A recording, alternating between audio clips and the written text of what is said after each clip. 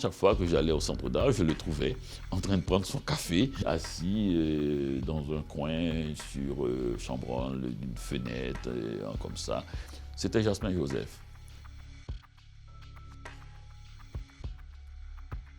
Et à chaque fois que je le rencontre, on dirait qu'il était toujours près de la fenêtre, qu'il regardait ailleurs que l'intérieur du centre d'art et qu'il ne pouvait avoir de relations que personnalisées. À l'époque, il peignait beaucoup les lapins. Et c'était un peu sa grande époque. Il a des époques. C'est toujours des époques animalières, mais c'était l'époque du lapin d'ailleurs. Je l'ai connu et il est resté dans ma mémoire comme le peintre du lapin. Il voyait le monde comme une sorte de grande société de lapins. Et il y avait les lapins dans les arbres, les lapins qui se mariaient, les lapins qui se promenaient dans le paysage. Et tout cela était tellement lié à sa sensibilité naturelle. C'est étonnant.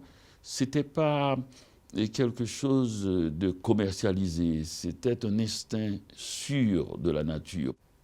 Il y a dans cette société d'animaux plaisants, où les lions aussi ont des pattes rondes et sans griffes, cette danse qui se fait souvent, et cette façon aussi de donner des aspects humains à cela. Ce n'est pas l'idée anthropologue ou anthropologique de rendre les animaux humains. C'est parce qu'ils pensent vraiment que notre idéal de société devrait se baser là-dessus.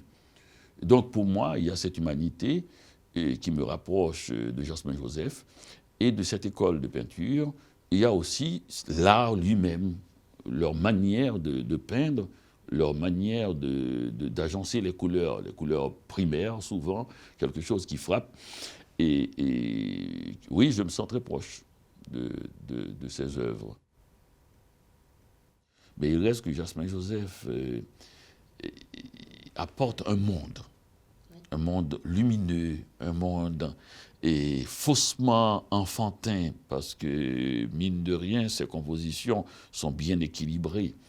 Et mine de rien, il sait bien exactement tous ceux qui habitent ce monde.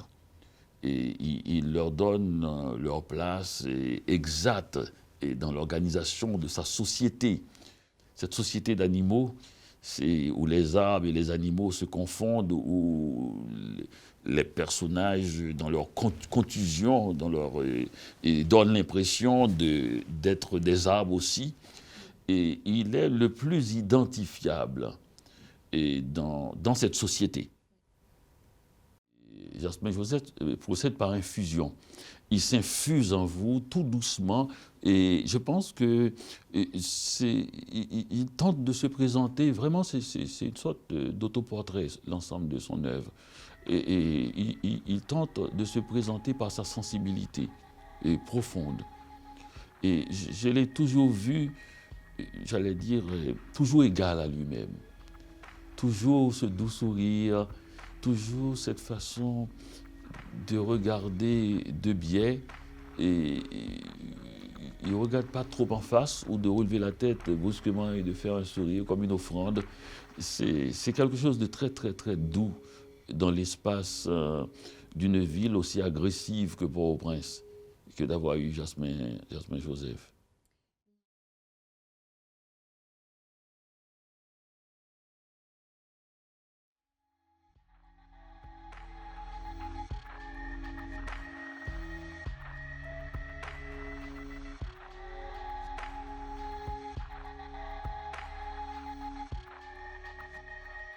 Dans cette peinture occidentale où il y a toujours une sorte de point de fuite, ou cette peinture qui invite à pénétrer dans la toile, ne serait-ce que pour visiter le paysage.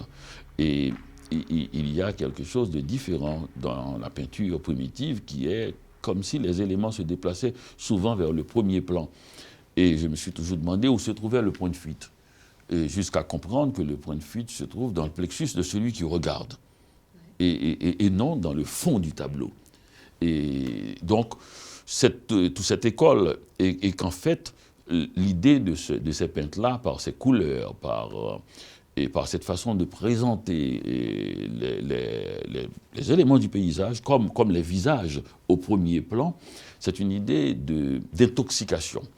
On finit par intoxiquer celui qui regarde jusqu'à ce qu'il annule tout esprit critique et qu'il soit envahi par le paysage qu'on propose, par la vie sociale qu'on propose.